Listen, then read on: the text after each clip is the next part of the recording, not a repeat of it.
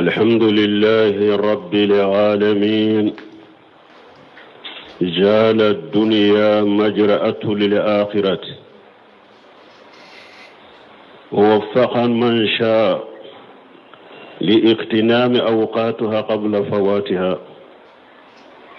وأشهد أن لا إله إلا الله وحده لا شريك له الكبير المتعال وأشهد أن محمدا عبده ورسوله القائل بادروا بالأعمال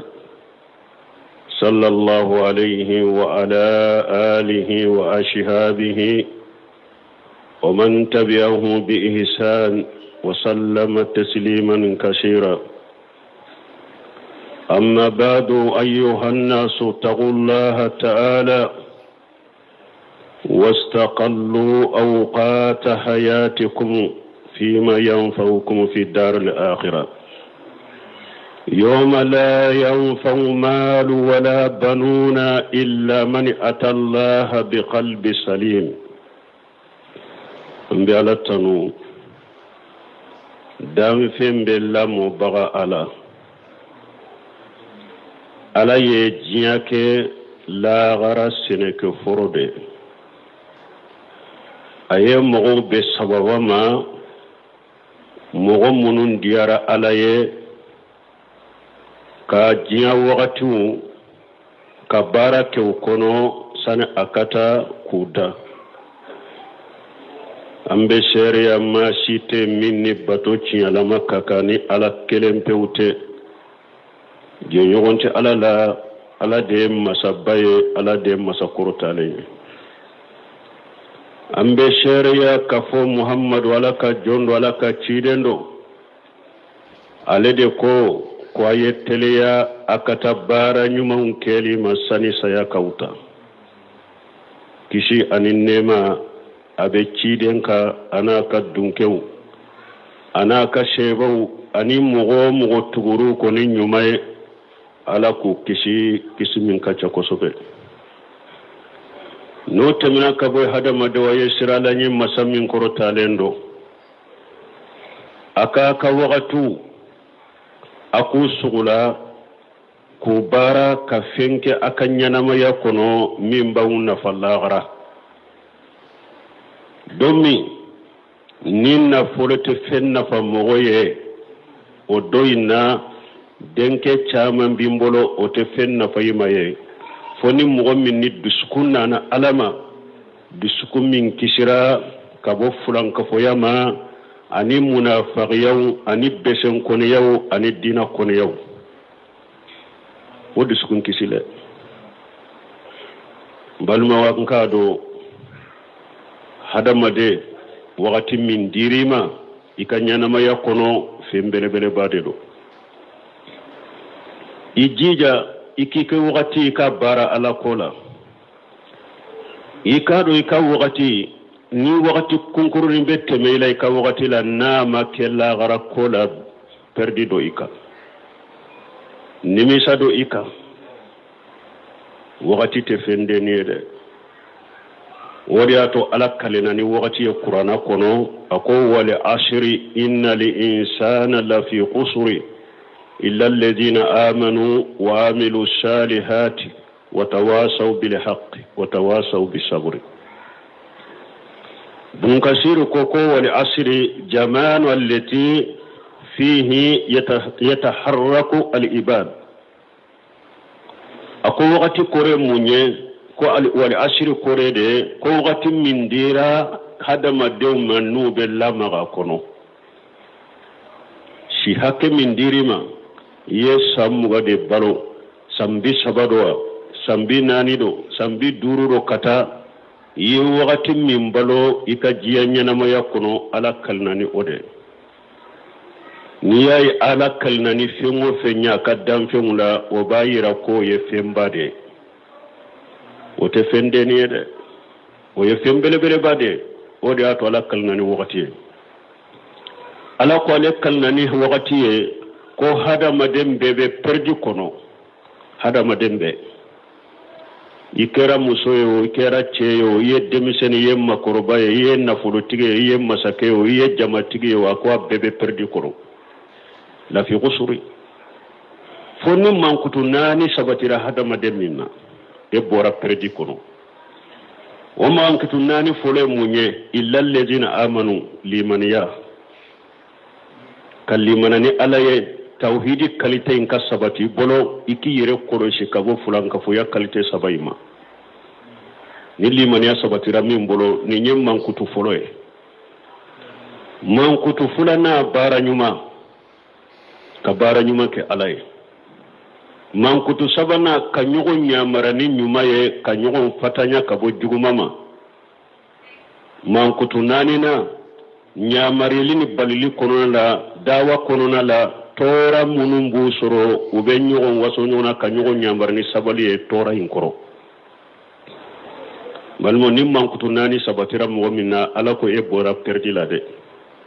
me ni mankutu nani masawati mo mola ala ko ibe perdi kono donc hada madin kele kala jelike ni nyoro fula ibe yoromi yala ibe mo perdi lewnde lawa ube mo munun ganyara ibe wulude lawa wa qala ta'ala huwa alladhi ja'ala al-layla wan-nahara khilfatan liman arada an yadhakkara aw arada as-sukura ala ko ala de masaye na yesuni tileke ube nyogon fale ka ken mogo min ni ba fe kala barikada ni mogo min ba fe ka ala kosuma ka ala bato ani mogo min ba fe ka ala barikada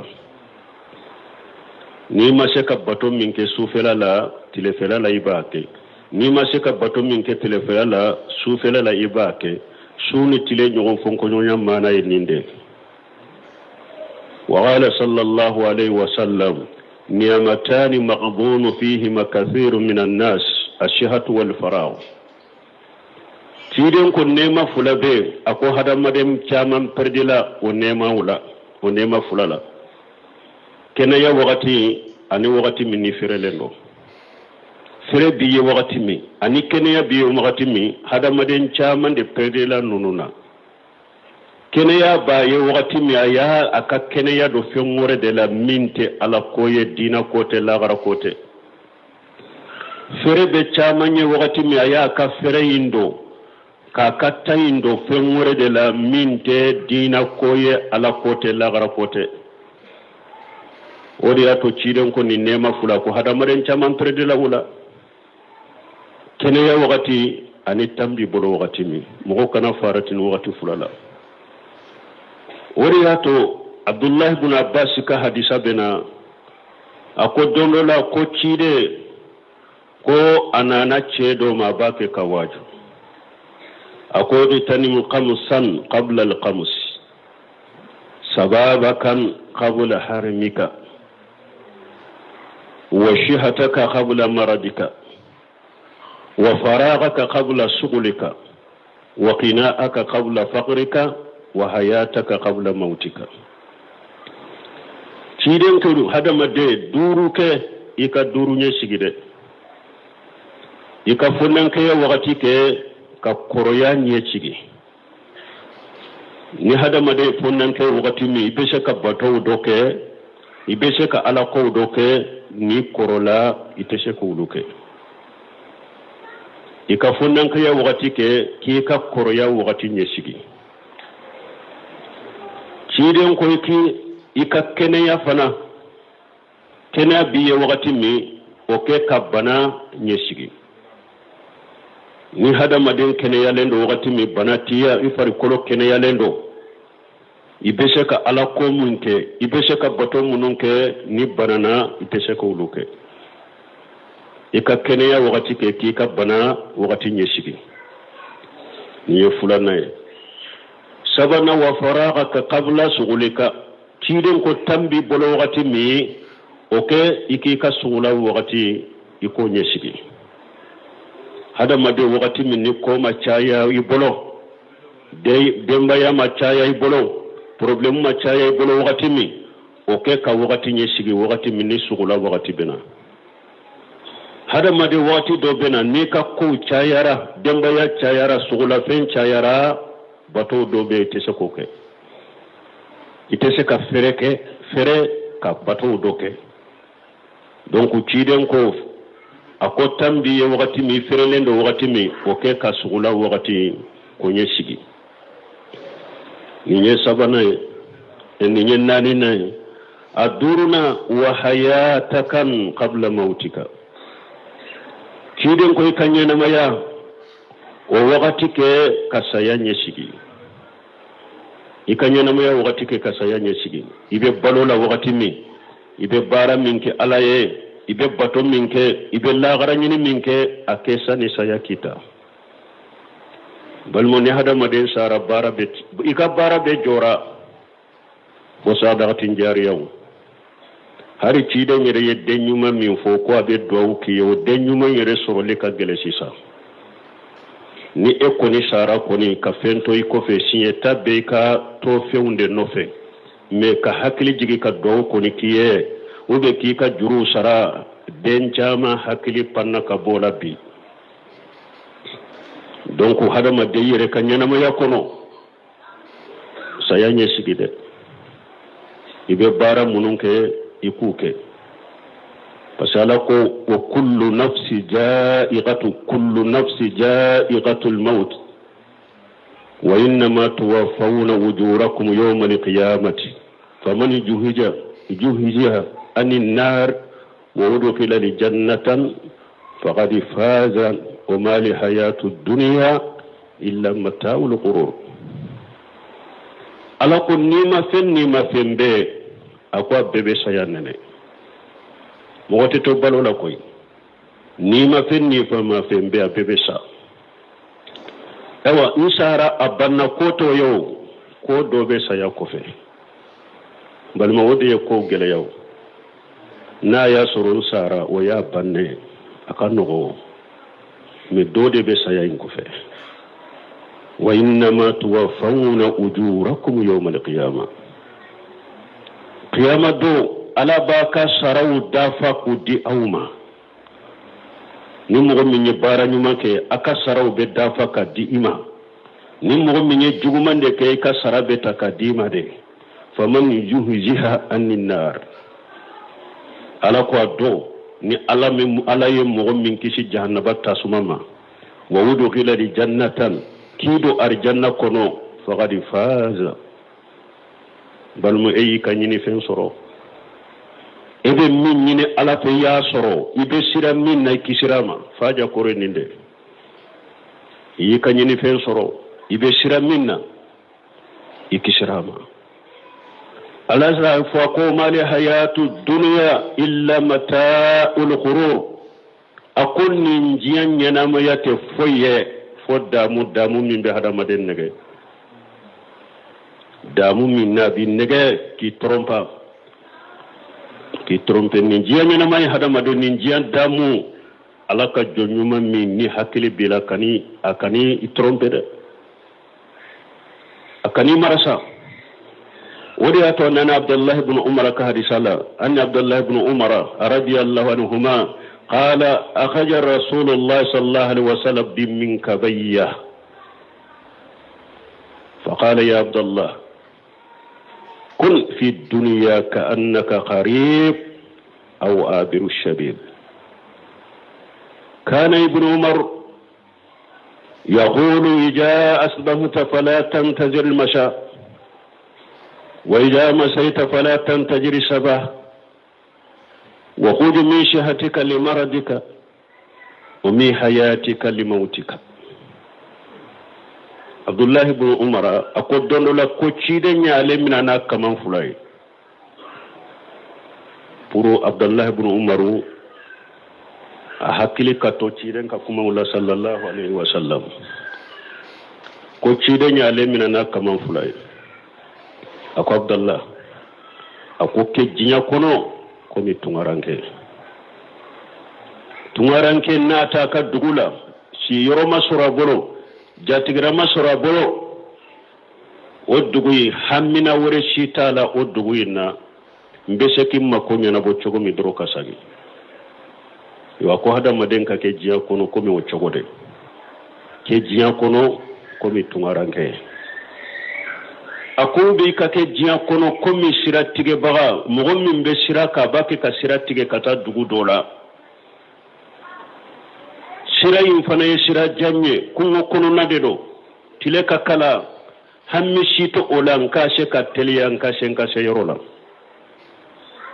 donc hada maden ka ke jiya kono chogo de la hammi si kana kila ka jiya yin kono foni la garate ika hammi ye ka kede inyu mambe se la gara chogo mi de inyu mambe se nin jiya nyana ma inyu mambe bo nin jiya nyana ma ya kono chogo mi I hammi ka ke ode la nyine yode hadisa yin kono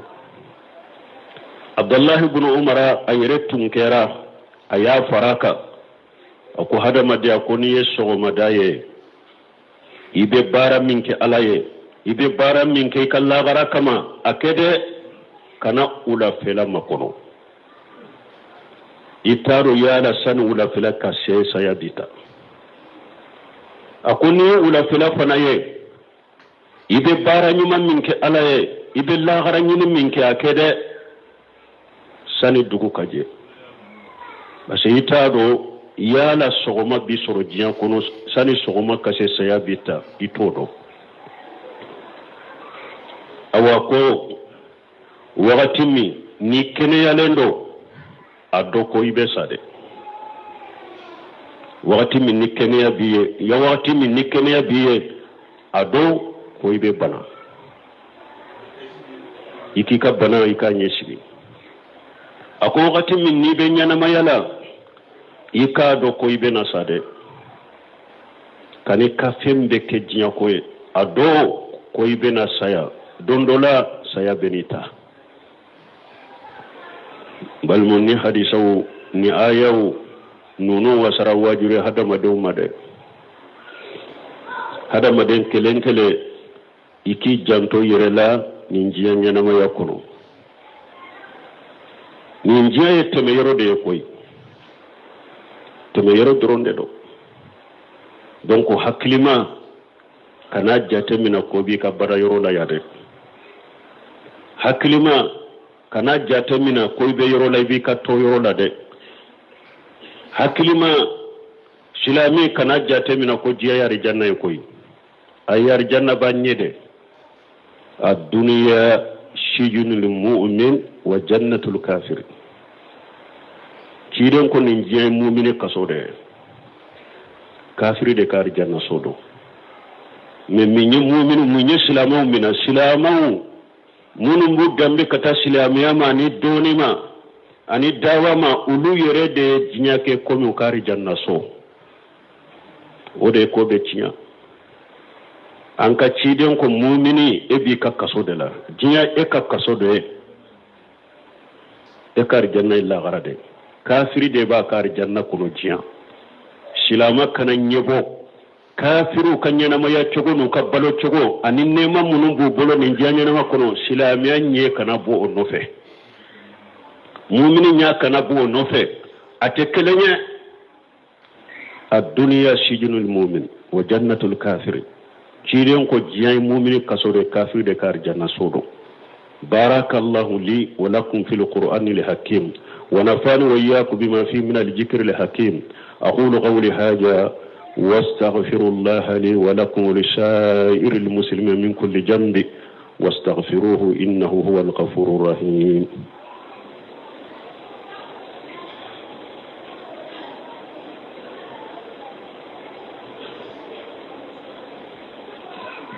الحمد لله رب العالمين والصلاة والسلام على نبينا محمد وعلى آله وأصحابه وسلم تسليما كثيرا أما بعد وأني أنس بن مالك رضي الله عنه قال الرسول صلى الله عليه وسلم إذا أراد الله بعبده خيرا استعمله فقيل كيف يستعمله يا رسول الله قال يوفقه لعمل الصالح قبل الموت رواه الترمذي وصححه الألباني Anas ibn Malik ko ciden ko koni ala ye hera la nyini jo minye ko abi bara nyonya sebo ko ciden ma ala ka jo bara nyonya o beke chogodi ciden ko abe joyimbe sawaba de ma aka bara nyuma doke abe joy lasude ko aka bara nyuma doke ka joyinto o bara nyuma la doro ubo bara nyuma kofe doro abe joyin faga kanimina yuwaffiquhu li amali salihin qabla al-maut nene ala hera nyina jo minye ishi laba isaya wakati abibbe shemma ika bara nyuma do de ke doro kito bara nyuma inkeli kono nani nimina ube bara nyuma intela la doro ani nimina wayde ni ala hera nyine jode mbalumo ambalima ke minna ye nimishiri na ya di amma juma temenen ni wakati ambe nyokon ka juma in kono ya medumashi ala ya ka karfa minala ka janaja tetene ambe duwa kaye ala ka hinala ala ka yafa kama ala ka mishirin kama sarakatin jariya nin mishirin ka dayele mo ka salla kono sankele maddafa le fatura amba jigi ciden ka hadisa min fulen nye amba jiga kaye okono don mi abe fatu fana salli welela misiri na dura wulila ka salli jita len ko fe ka bade peun animbora ciden ka hadisa min fulen nye ambe ala dele ala ka ke oye ayenni yoro di ka tawhidi defa ka sunna defa mbalimo don min na ben ni yoro indi sana ka di nyeji de tumbe silama nyuman benyela silama nyuman benye dusukuntun kami kamle be dusukuntun fudun lendo nyeji de tumbe abenye kono ale de kera ala ya ale de ke sababu ye ka hujunu ni dusukasibo mu'mini nyumani silama nyuma be dusukun kono ku nisonja kanyaji cyo kabu nyela silama nyuma mfana le ya kanga na nyuma minta ka yoro ndi silama nyuma mfana ya kabara dafaye ka ke usobe ka ta munu nye bara in koloshi ani munu nyu kanna fulon nati ka yoro indila be ya ko usobe pura ka bara nyuma mbe dafaye togomi balma nimbe ala ka kanude nimbe ala ka dilalile ani ala ka kanu ni ala bafe ko aka tawhidi min fulena aka sunna min fulena nye ko atebbi nimbe yode sababu ye awa harafa tule fana silama nyuma nyake ukahamiye do nana ka janajala utado yere na kabara in kosode aye bara minke alai kabara minke tawhide kabara minke sunna kabara minke salafu salih be saka sabati chogomi do yode me akabara inde me doro ka boyoroja ukana ka janaja yake akaka unyana ani telefoni min nanya soro kofe anyi whatsapp misasi min soro kofe aw manni ni abada na ye bara minke ambe do kaye mbalmo kacare jiyo fambe silama nyumambe ambe ala delala ka hinala ala kamakatu amakoto silama nyuma fana haribi ani chani barajambe do ke be o haribi alere fatura misiri mbede anka haklito misiri nade anka njanto misiri na haribi e silama nyuma be haklibe misiri na fana amma misiri ka bara shifo ka noshe konni mbara be amba fa kanyana bo na manyana bo umake folo misiri mbara bara fora shituka ni mbara be silama nyuma be yaka hamme yornin kelo go nyana bo hari bankan jijade misiri be se kam matarfa chugomi adabura min kama tauhidi sunna ala manhaji salafu salih adabolen do de ambe se ko kya kono chugomi be se ka sabati du ko ka chugomi an kan jijo da do ka sabati de mogo ba siraka fana ambufo ambe duwa ukuye ambe ala delala ka misirin ka masaragatin jariya ala ka makoto katima ka junubula ربنا آتنا في الدنيا حسنة وفي الآخرة حسنة وقنا عذاب النار ربنا لا تزغ قلوبنا بعد إذ هديتنا وهب لنا من لدنك رحمة إنك أنت الوهاب اللهم اجعل الإسلام والمسلمين وأذل الشرك والمشركين ودمر أعداءك أعداء الدين برحمتك يا أرحم الراحمين سبحان ربك رب العزة عما يصفون والسلام على المرسلين والحمد لله رب العالمين.